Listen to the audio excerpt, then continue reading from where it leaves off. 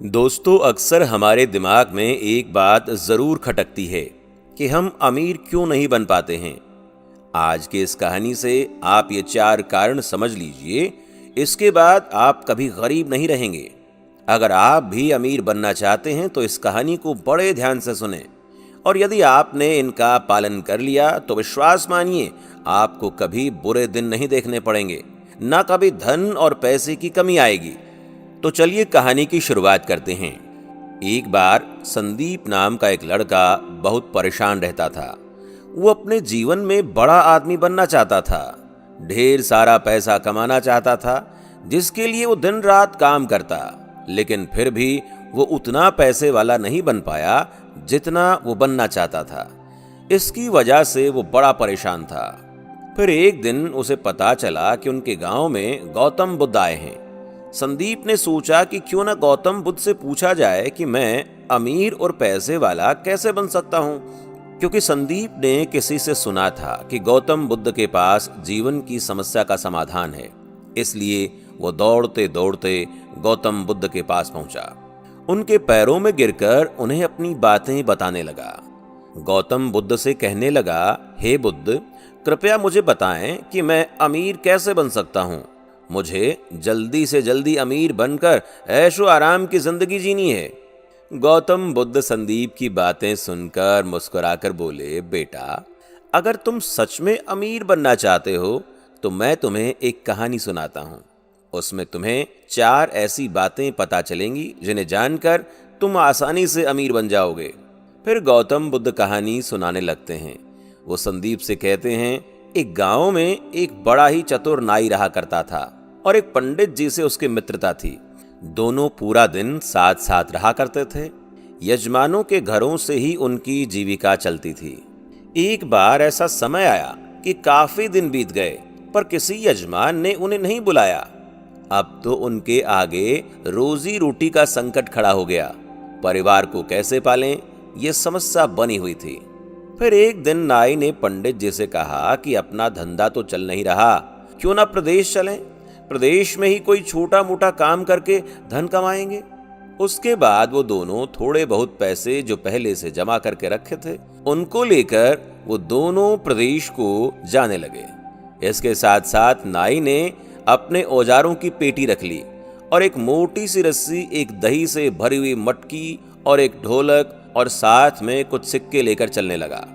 पंडित जी ने पूछा, नाई भाई, आप इतनी सारी चीजों को साथ लेकर क्यों व्यर्थ में भार बढ़ा रहे हैं? दही तो चलो खाने के काम आ जाएगा, परंतु इस रस्सी और ढोलक का क्या करोगे? ये तो व्यर्थ में थकाएंगी, इन्हें यहीं छोड़ दो। नाई कहने लगा, महाराज, चीज कोई भी व्यर्थ नहीं होती, बस उसको सही समय पर इस्तेमाल करना आना चाहिए। कई बार हम लोग कुछ चीजों को व्यर्थ समझकर फेंक देते हैं या उनका सही समय पर इस्तेमाल नहीं कर पाते, इसलिए वो हमें व्यर्थ लगती हैं।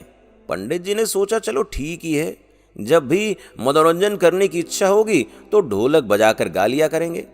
इस प्रकार नाई और पंडित शहर के लिए जाने लगे। चलते चलते रास्ते में उन्हें एक सूअर का बच्चा दिखाई दिया।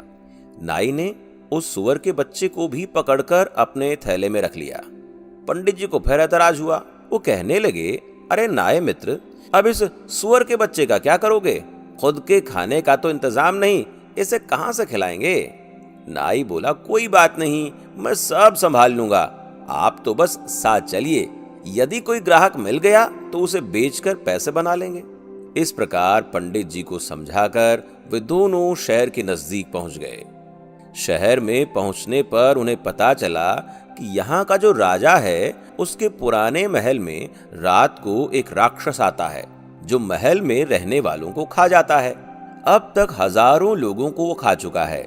राजा ने पूरे शहर में यह ढिंडोरा पिटवा रखा था कि जो कोई उस महल में ठहर कर उस राक्षस को मार डाले या उसे भगा दे, तो राजा उस बहादुर व्यक्ति के साथ अपनी बेटी का विवाह कर देगा और आधा राजपाट भी दे देगा।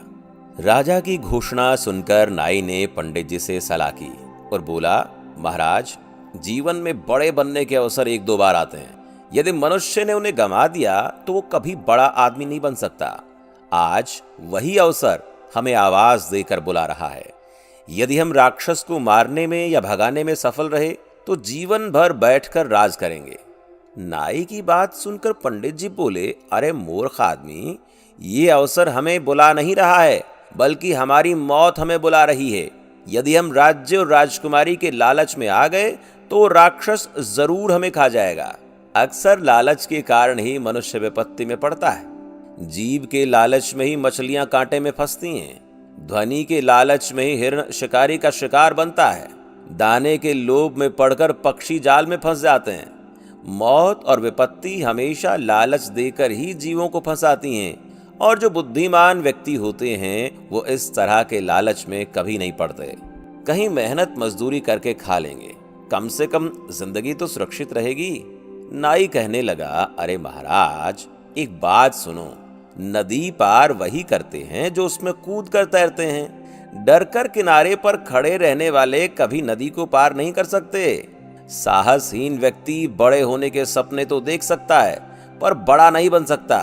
बड़ा बनने के लिए रिस्क तो उठाना ही पड़ेगा। नाई की बात सुनकर पंडित जी घबरा गए और सोचने लगे, आज ये हमें मरवा कर ही छोड़ेगा। पंडित जी एक बार फिर नाई से बोले, मित्र, राजा के महल में जाना, राक्षस से लड़ना, ये हमारी बुद्धिमानी नहीं, मूर्खता है। क्यों व्यर्थ की मुसीबत मोल लेना चाहते हो? तुम्हें अपनी जान प्यारी नहीं है क्या?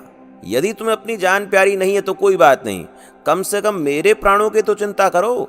महल में जाना सरासर प्राण हत्या करने के समान है। नाई बोला, मित्र, परेशान मत हो, हम जरूर जीतेंगे।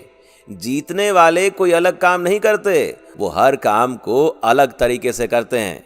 गरीबी, लाचारी का जीवन जीने से अच्छा है कि मौत से भी लड़कर हमें उन्नति करनी चाहिए। दरिद्रता का जीवन तो वैसे भी मृत्यु के समान है। हम पूरा जीवन मेहनत करें तो भी इतना नहीं कमा सकते कि राजा बन जाएं। थोड़ी सी हिम्मत करके किस्मत आजमाने में क्या जाता है? मरना तो एक ना एक दिन है ही। हिम्मत और बुद्धि बल से काम लेने पर कठिन से कठिन काम में भी सफलता पाई जा सकती है। नाई की बात सुनकर पंडित जी का भय दूर नहीं हुआ, फिर भी नाई का साथ छोड़ना उचित नहीं समझा। कहते हैं, जो धन अत्यंत संघर्ष करने पर प्राप्त हो, शत्रु के आगे सिर झुकाने से प्राप्त हो, अपमान सहकर प्राप्त हो, जिसमें जान जाने का खतरा हो, धर्म का उल्लंघन करने से प्राप्त हो, उस धन में मन नहीं लगाना चाहिए। अब तो पंडित जी ने डरते डरते नाई के साथ चलने को हाँ तो कर दिया, पर हिम्मत साथ नहीं दे रही थी। नाई और पंडित राजा के दरबार में पहुंचे, पान का बीड़ा उठाया और कहा, महाराज, हम आपके महल से राक्षस को भगाएंगे। उस दिन शाम का भोजन उन दोनों ने राजा के यहाँ किया। तरह तरह के स्वादिष्ट व्यंजन, ऐसे व्यंजन जो आज वो जीवन में पहली बार खा रहे थे। बड़ा आनंद आया। उसके बाद वो दोनों राजा के पुराने महल में चले गए। वहां पहुंचकर उन्होंने सबसे पहले महल की सब खिड़की दरवाजे बंद कर लिए और आपस में बातचीत करने लगे। और नाई पंडित जी से कहने लगा कि आज हम जान हथेली पर रखकर इस महल के अंदर आए हैं। ऐसे में हमें लापरवाही बिल्कुल नहीं बरतनी है। विद्वान लोग कहते हैं, मनुष्य को भय से उस समय तक डरना चाहिए जब तक कि वो भय से दूर हो। जब उससे सामना करना पड़ जाए तो फिर बिना डरे बेधड़क होकर उससे भिड़ जाना चाहिए। ऐसे में उसकी भलाई है। एक काम करो, आधी रात तक जागकर मैं पहरा देता हूं, तब तक तुम आराम से सो जाओ। आधी रात के बाद तुम जागना और मैं सो लूंगा। पंडित जी ने कहा, ठीक है। उसके बाद पंडित जी सो गए और बेचारा नाई जागकर राक्षस के आने का इंतजार करने लगा। इधर जब राक्षस के आने का समय हुआ तो महल के दरवाजे बंद देखकर दरवाजा खटखटाने लगा और कहने लगा, मेरे महल में मुझसे पहले आज कौन घुसकर सो गया है? द्वार खोल दो, वरना मैं द्वार तोड़ दूंगा। राक्षस की भयंकर आवाज सुनकर नाई डरा नहीं। वो बेधड़क होकर कहने लगा, अबे बदतमीज, कौन है जो शोर मचाकर मेरी नींद भंग कर रहा है? राक्षस बोला, मैं राक्षस हूं और ये घर मेरा है। मेरे घर में सोने वाला तू कौन है? नाई बोला, बेटा, मैं तेरा बाप हूं। नाई की बात सुनकर राक्षस सोचने लगा, अजीब बात है, अब तक तो मनुष्य यदि होता तो मेरी आवाज सुनकर डर कर ही द्वार खोल देता, पर ये तो मुझसे डरने की बजाय मुझसे कह रहा है कि मैं तेरा बाप हूं। राक्षस ने फिर आवाज लगाई, यदि तू मेरा पिता है तो कायरों की तरह दरवाजा बंद किए क्यों बैठा है? निकलकर मुझसे युद्ध कर। अंदर से नाई ने कहा, यदि मैंने दरवाजा खोल दिया तो तू मुझे देखते ही मर जाएगा। मेरा सामना करने की तुझमें हिम्मत नहीं है, इसलिए तेरी भलाई के लिए ही मैंने दरवाजा बंद किया है। राक्षस ने सोचा, जरूर कोई मुझसे भी ताकतवर है, तभी तो बिना डरे मेरी बात का जवाब दे रहा है। कहीं ये वाकई मेरा बाप तो नहीं? फिर सोचा, अगर ये मेरा बाप होगा तो आकार में भी मुझसे बड़ा होगा और बल में भी। राक्षस बोला, ठीक है, यदि तू मेरा पिता है तो अपना बल दिखा और मेरा भी देख, कुछ अपनी पहचान बता और मेरी भी पहचान देख। इतना कहकर राक्षस ने अपने सिर का एक बाल तोड़कर एक छिद्र के द्वारा महल के अंदर फेंक दिया और कहा कि ये देख, ये मेरा बाल है। राक्षस का बाल काफी मोटा था। तभी जवाब में अंदर से नाई ने अपने साथ जो रस्सी लाई हुई थी उसे बाहर फेंकते हुए बोला, ले ये देख, ये मेरी मूंछ का बाल है। नाई के द्वारा फेंकी गई रस्सी को देखकर राक्षस डर गया और सोचने लगा, इसका मूंछ का बाल इतना बड़ा है तो ये कितना बड़ा होगा। उसने फिर से आजमाइश की और अपने सिर से एक जूं पकड़कर भीतर को फेंकी। राक्षस का जूं भी काफी बड़ा था। अंदर से नाई ने सुअर का बच्चा बाहर फेंकते हुए कहा, ले देख, ये मेरे सिर की जूं है। इतना बड़ा जूं देखकर राक्षस डर गया। राक्षस ने अपना थूक अंदर फेंकते हुए कहा, ये ले, ये मेरा थूक है। जवाब में नाई ने अंदर से मटकी से दही उड़ेल दिया और कहा, ये देख, ये मेरा थूक है। ये देखकर राक्षस के पैर उखड़ गए। वो सोचने लगा कि जरूर ये मेरा पिता ही है।